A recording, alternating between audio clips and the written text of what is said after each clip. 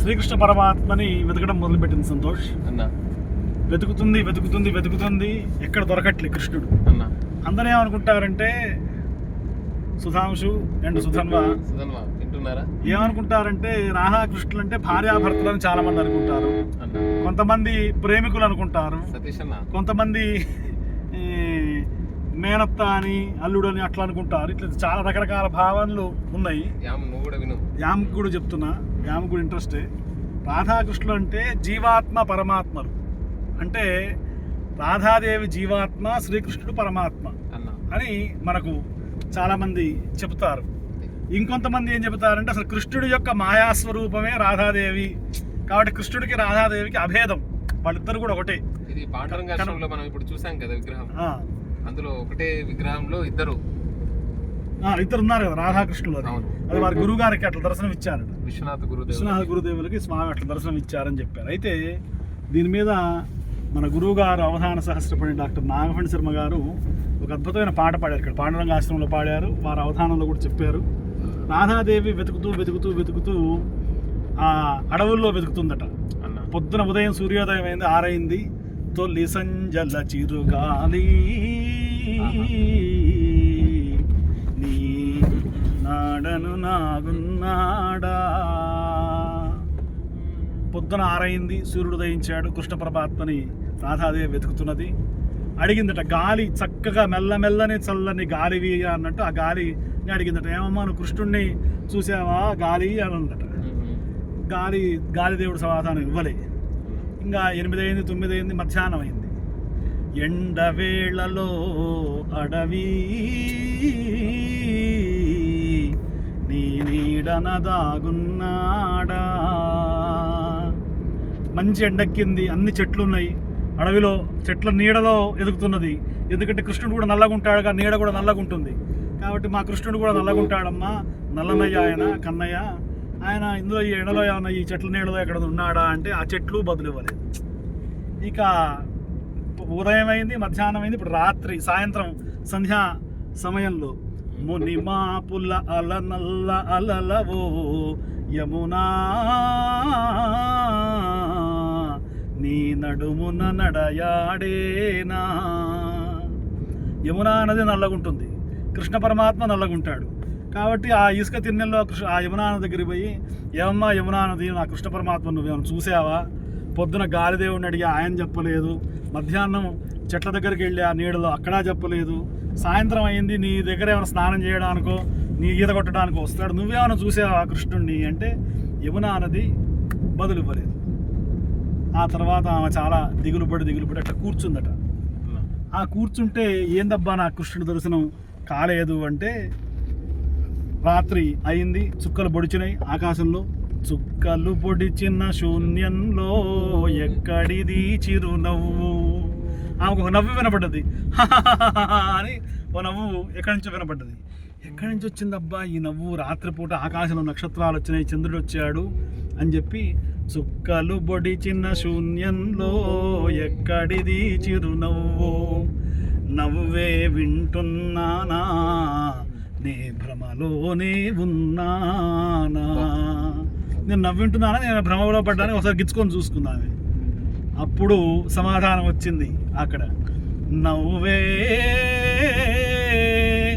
ఇది నవ్వే మువ్వల మురళి మోహన కృష్ణుని పెదవుల విరిసిన పువ్వే,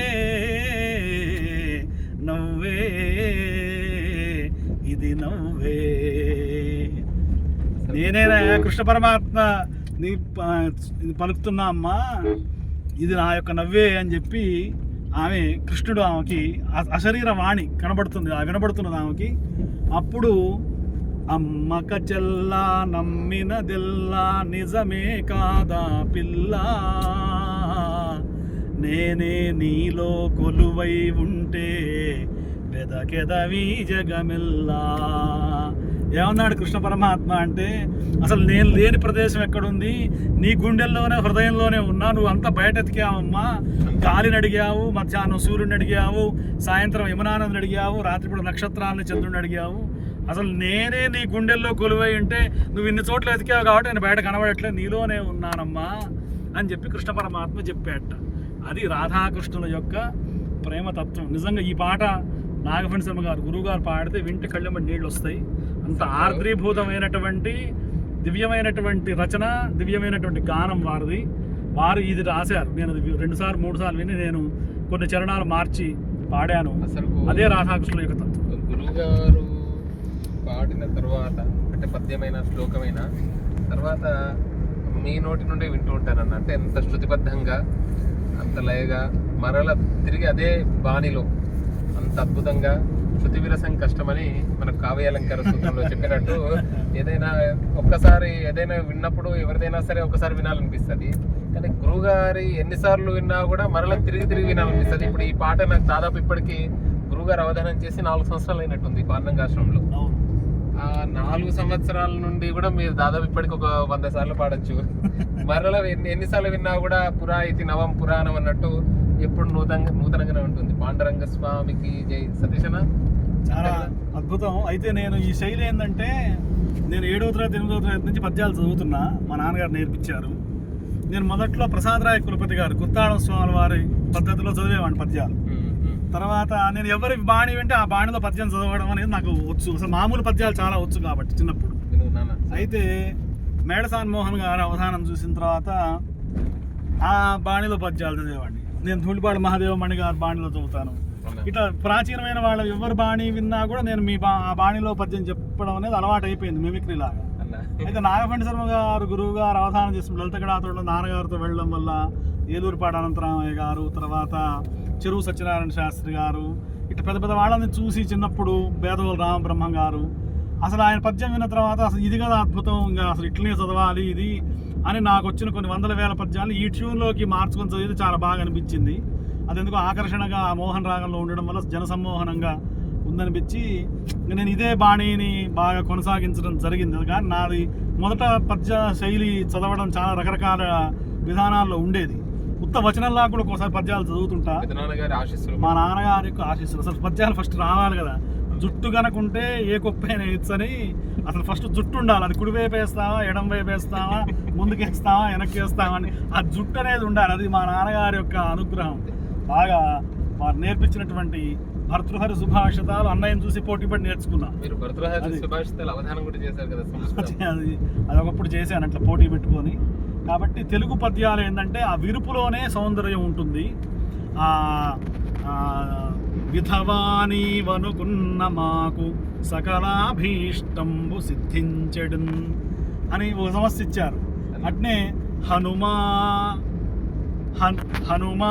పెండ్లియా హనుమా సీతను పెండ్లియాడుమని అభ్యర్థించే భూమాతయున్. హనుమా అంటే ఓ ఆంజనేయ స్వామి సీతను పెండ్లియాడుమని భూమాత అభ్యర్థించిందట హనుమంతుడిని. హనుమంతుడు సీతామ్మని పెళ్లి చేసుకుంటాడా, తల్లి అవుతుంది కదా. దాన్ని గురువుగారు సమర్థిస్తే ఆయన పుష్పార్ద్రదేహను మా సీతను, పుష్పార్ద్ర దేహ అంత సుకుమారమైనటువంటి సుందర కోమలాంగి అంటాం కదా. కాబట్టి పుష్పార్ద్రదేహను మా సీతను పెండ్లియాడుమని అభ్యర్థించే భూమాతయున్ అని పూరించారు. అంటే ఇవన్నీ తెలుగు భాషలోనే సాధ్యం. కాబట్టి అటువంటి తెలుగు భాషకు జై. ఎందుకంటే ఇప్పుడు మన పాండంగాశ్రమంలో కూడా గురువుగారి యొక్క పుస్తకాలు చూస్తున్నాం. వారికి చాలా అద్భుతమైన పద్యాలు. పాండురంగ స్వామి శతకం, పాండురంగ శతకం కానివ్వండి, భావానంద స్వామి వారి రచనలు కానివ్వండి, విశ్వనాథ గురుదేవుల యొక్క రచనలు కానివ్వండి. అసలు వారట అసలు ఆలు అన్న పాఠశాలకు కూడా పోలేదట. ఆశు గట్ట చెప్పడం ఏంటంటే స్వామి అనుగ్రహం దయ అనేది ఎట్లా ఉంటుందంటే అంత గొప్ప. మనం కృష్ణుడి యొక్క స్మరణ ఈ ఆషాఢ మాసంలో చేసుకుంటున్నాం. మన రామభద్ర క్షేత్రం తరపున వచ్చి రాముడి కళ్యాణం నిర్వహించడం మా సంతోష్ కుమార్ శర్మ, మా సుధన్వ శర్మ, సుధాంశు శర్మ, మా సతీష్ శర్మ అందరం కూడా వచ్చి అక్కడ భావానందం అన్నయ్య, మధునూరు వెంకటరామ శర్మ గారు, విఠల్ శర్మ గారు, రసరాజు శర్మ గారు, చాలా అద్భుతంగా హేమ అక్క, వీళ్ళందరూ కూడా సత్యనారాయణ శర్మ గారు, వీళ్ళంతా ఇది నిజంగా ఇది ఒక డైమండ్. అంటే ఇవన్నీ చాలా గొప్ప విషయాలు. తెలిసిన వాడికి ఏమో చాలా అద్భుతంగా అనిపిస్తాయి. నాకు తెలిసి అందరు రాలేరు. ప్రచారం చేసినా అందరు తెలిసినా కూడా అది ఆ ప్రసాదం అనేది ఆ స్వామి యొక్క పద సన్నిధి అనేది కొద్ది మందికి అనుగ్రహిస్తాడు ఇప్పుడు ఆ కృష్ణుడు. ప్రసాదం తీసుకోవడం ద్వారానే మనకి ఇన్ని మాటలు వస్తాయి. ఇప్పుడు అక్కడ మంచి బ్రహ్మాండమైన స్వామి ప్రసాదం పంచభక్ష పంచభక్ష పర్వణాలు భోజనం చేశాం కాబట్టి అన్ని మంచి మాటలు మాట్లాడుతున్నాం. కాబట్టి చూసేటువంటి వాళ్ళ మీద కూడా రుక్మిణీ పాండురంగ స్వామి అనుగ్రహం కలుగుగాక. జై శ్రీరామ్.